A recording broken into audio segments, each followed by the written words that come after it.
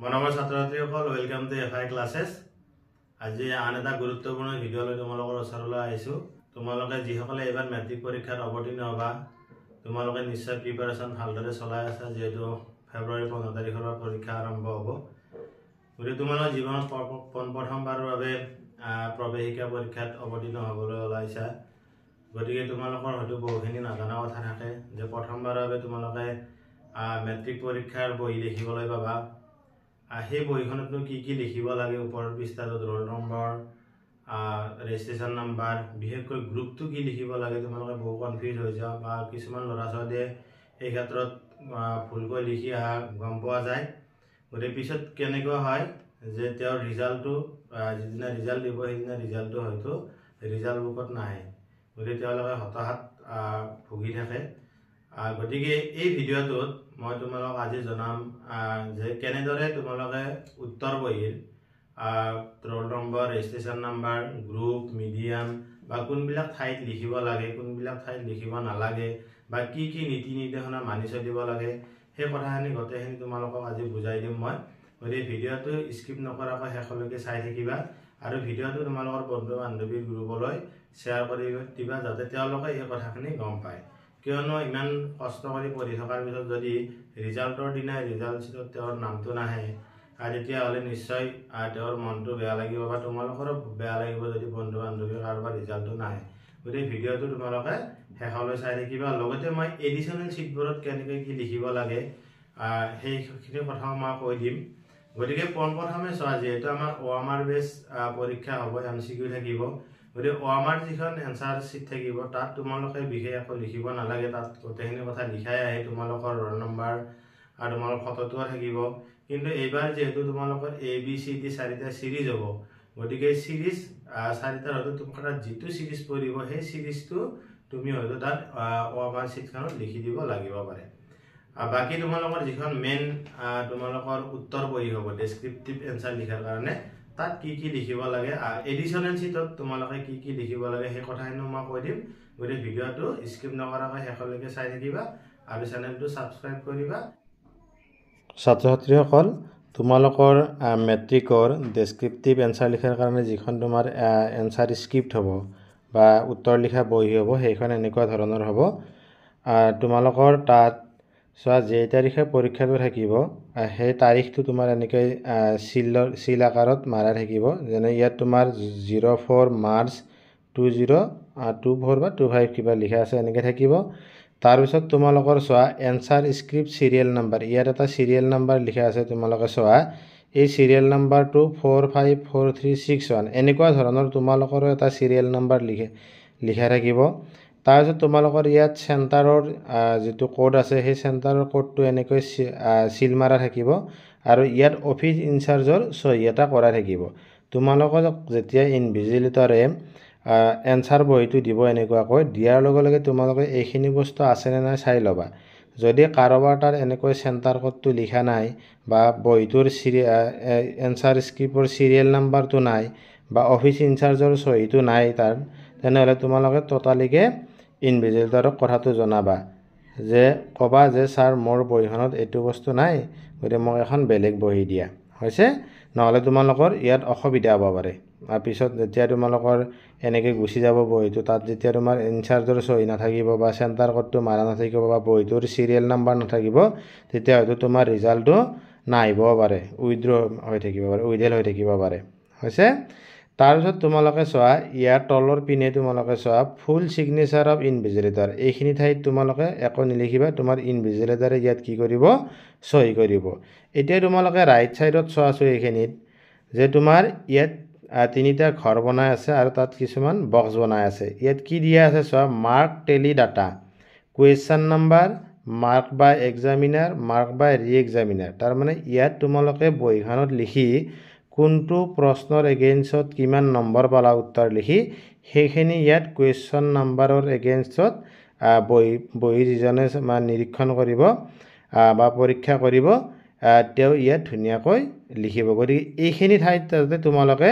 কোনো ধৰণৰ একো নিলিখা, ইয়াত এইটো কিন্তু সাৱধান হ'বা, ইয়াত একো নিলিখিবা। এই যিখিনি বক্স বনাই আছে ইয়াৰ ভিতৰত তোমালোকে একো নিলিখিবা। এতিয়া চোৱা তলৰ পিনে আহা তোমালোকে এইখিনি বস্তু তোমালোকে খুব সাৱধানে ফিল আপ কৰিব লাগিব। এইখিনি যদি তোমালোকৰ ফিল আপ কৰোঁতে কিবা ভুল হয় তেনেহ'লে তোমাৰ কিন্তু ৰিজাল্টটো নাহিব। তুমি 100 মাৰ্কৰ লিখিলা বা তোমাৰ পৰীক্ষা বহুত ভাল হৈছে কিন্তু তোমাৰ কি হ'ল ৰিজাল্টটো নাহিল, সেইদিনা হয়তো তোমাৰ খুব বেয়া লাগিব। সেইকাৰণে এইখিনি ফিল আপ কৰোঁতে খুব সাৱধান। কিবা নাজানা থাকিলে বা কিবা কনফিউজ থাকিলে তোমাৰ ৰুমত যিজন ইনভিজিলেটৰ পৰিব তেওঁক সুধি ল'বা যে ছাৰ ইয়াত কি লিখিব লাগিব। আৰু তোমালোকে এইখিনি বস্তু লিখোঁতে সদায় তোমালোকৰ যিখন এডমিট কাৰ্ড আছে সেই এডমিট কাৰ্ডখন সন্মুখত ৰাখি এডমিট কাৰ্ডত চাই লিখিলে তোমালোকৰ হৈ যাব। চোৱা ইয়াত ৰোল লিখা আছে, তোমাৰো এডমিট কাৰ্ডখনত ৰোল বুলি লিখা আছে, সেই ৰোলটো ইয়াত লিখি দিলে হৈ যাব। তাৰপিছত তোমাৰ নাম্বাৰ লিখা আছে, তোমাৰ এডমিট কাৰ্ডখনতো নাম্বাৰৰ এগেইনষ্টত এটা কিবা সংখ্যা লিখা আছে, সেই সংখ্যাটো লিখি দিবা। তাৰপিছত তোমাৰ ছাবজেক্ট, এই ছাবজেক্টৰ ঠাইত তোমাৰ যিটো ছাবজেক্ট যিদিনা থাকে সেই ছাবজেক্টটো লিখিবা। সাধাৰণতে আমাৰ ইংৰাজীতে লিখা হয়, যেনে general math, general science, social science বা তোমালোকৰ এডভান্স মেথামেটিক্স থাকে, কিছুমানৰ আৰবী থাকে, সেইখিনি লিখিব লাগিব। তাৰপিছত তোমাৰ গ্ৰুপ, এই বস্তুটো ল'ৰা ছোৱালীয়ে লিখাত বহু ভুল কৰা দেখা যায়। গতিকে এই গ্ৰুপটো কি চোৱা, এই গ্ৰুপটো তোমালোকৰ ক'ত লিখা আছে, তোমালোকৰ যিখন ৰেজিষ্ট্ৰেশ্যন কাৰ্ড আছে সেই ৰেজিষ্ট্ৰেশ্যন কাৰ্ডখনত তোমালোকৰ এই গ্ৰুপটো লিখা আছে। আমাৰ এই গ্ৰুপটো সাধাৰণতে তোমাৰ অসমীয়াৰ যিদিনা এক্সাম হয় সেইদিনাই এইটো খুব ইম্পৰ্টেণ্ট লিখাটো, যে গ্ৰুপটো তোমাৰ কি কেনেকৈ ভাগ হৈ আছে, যে A+B নাইবা A+C। এতিয়া A+B কোনবিলাকৰ, আমাৰ অসমীয়া যিখন মেইন বুক আছে তাৰ লগত এখন উপৰেঞ্চি কিতাপো আছে, হয়নে, যে বৈচিত্ৰ্যময় অসম।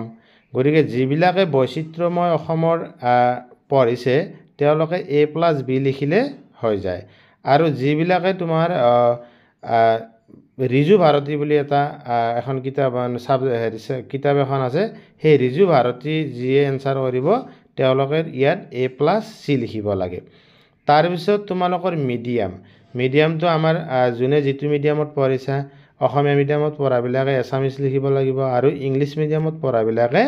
ইংলিছ বুলি লিখিব লাগিব। তাৰপিছত আমাৰ আহিল ৰেজিষ্ট্ৰেশ্যন নাম্বাৰ। চ' এই ৰেজিষ্ট্ৰেশ্যন নাম্বাৰটো লিখাওঁতে খুব সাৱধান, কিয়নো এই ৰেজিষ্ট্ৰেশ্যন নাম্বাৰটো মানে অলপ দীঘল আছে তোমালোকৰ, সেইকাৰণে আৰু তাত বহুকেইটা সংখ্যা আৰু বহুকেইটা প্ৰতীক আছে বা কিছুমানত 2-এটা লেটাৰো থাকে। গতিকে এইখিনি লিখাওঁতে তোমালোকে খুব সাৱধানে লিখিব লাগিব। ইয়াত চোৱাচোন ৰেজিষ্ট্ৰেশ্যন নাম্বাৰ লিখা যিখিনি ঠাই আছে সেই ঠাইখিনি আমাৰ অলপ কম, হয়নে, আমাৰ ৰেজিষ্ট্ৰেশ্যন নাম্বাৰটো কি অলপ দীঘল কিন্তু ইয়াত ঠাই কম আছে। গতিকে তোমালোকে কি কৰিবা, যে এইখিনিত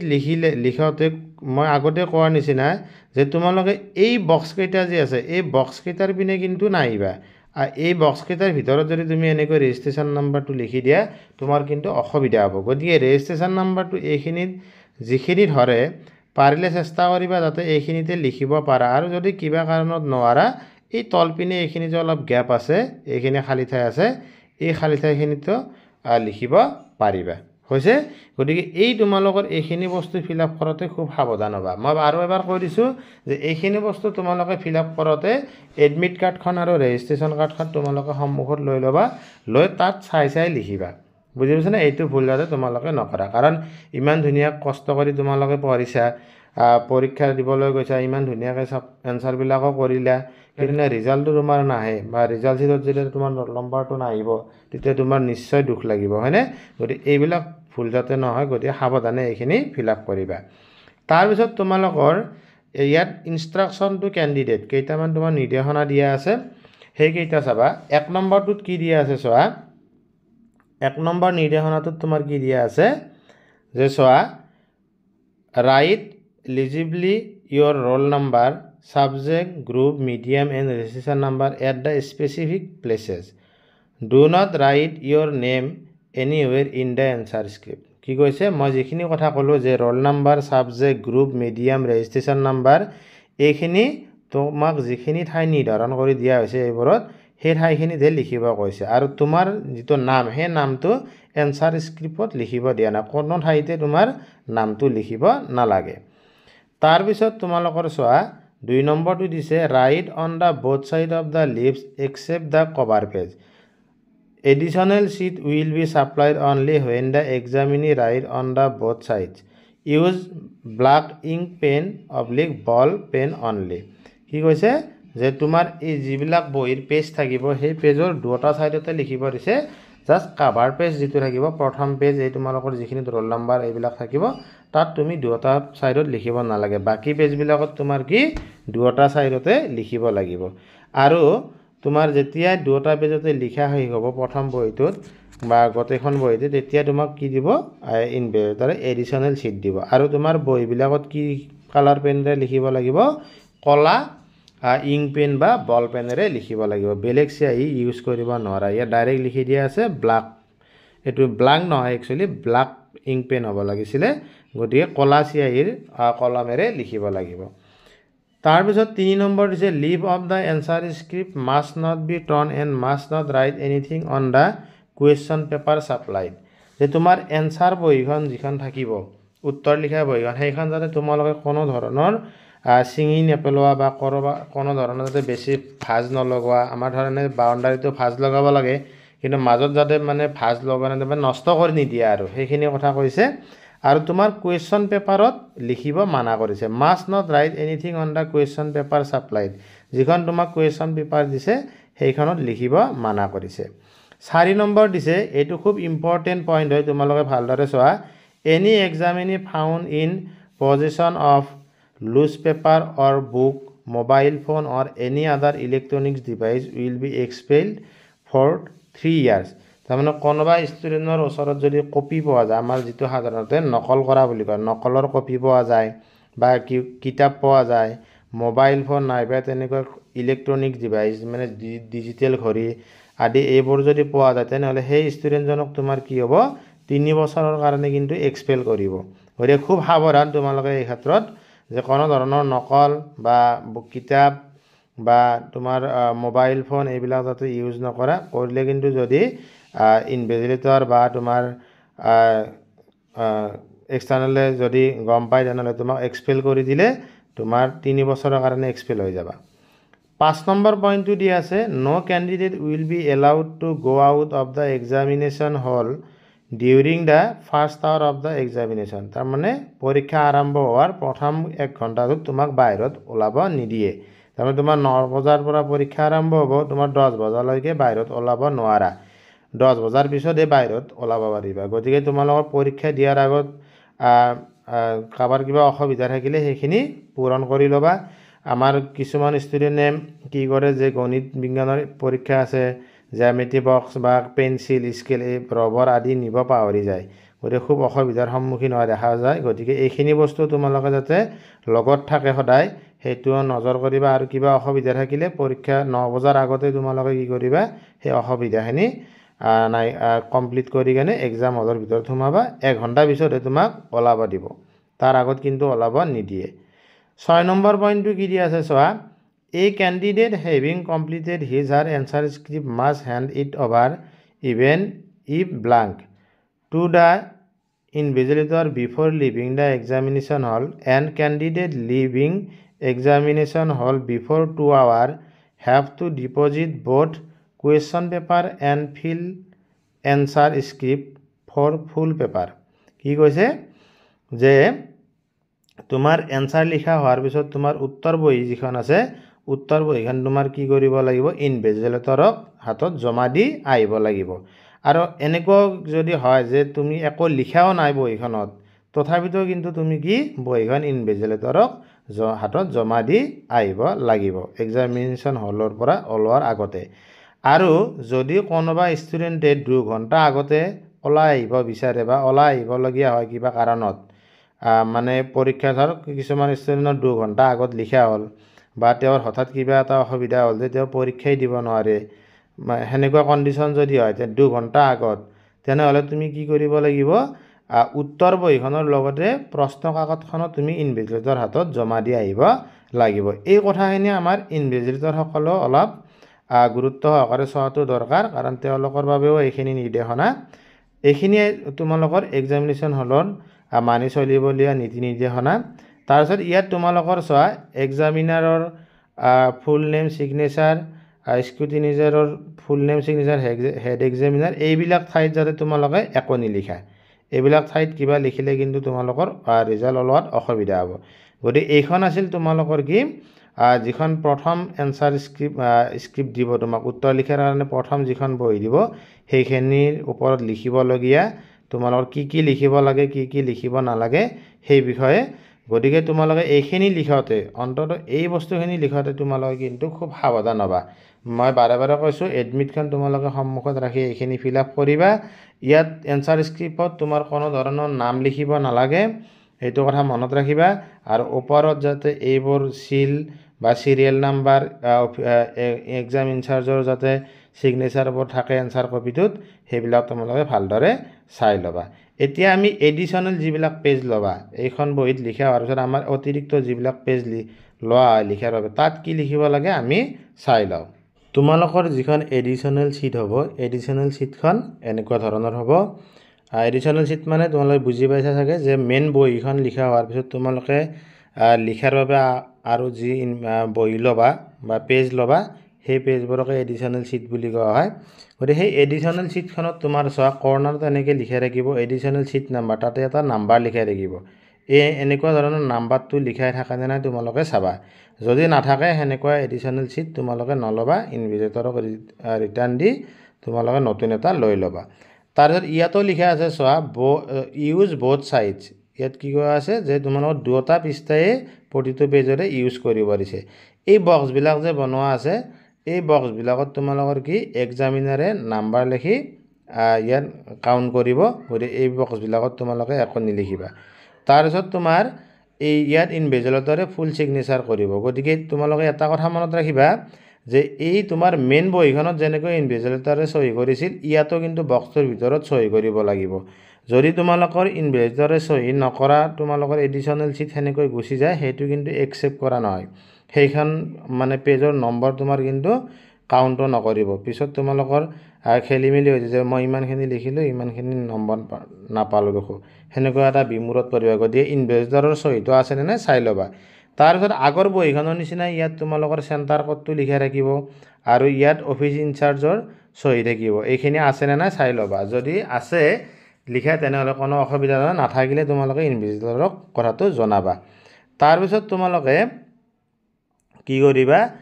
আগৰখনত যেনেকৈ ফিল আপ কৰিছিলা ইয়াতো তোমালোকে roll number subject group medium registration number এইখিনি তোমালোকে কি কৰিব লাগিব ফিল আপ কৰিব লাগিব এতিয়া এইখিনি ফিল আপ কৰাতে আকৌ তোমালোকে কি কৰিবা এডমিটখন আগত লৈ এইখিনি ফিল আপ কৰিবা আগৰ প্ৰথম মেইন বহিখন যেনেকৈ ফিল আপ কৰিছিলা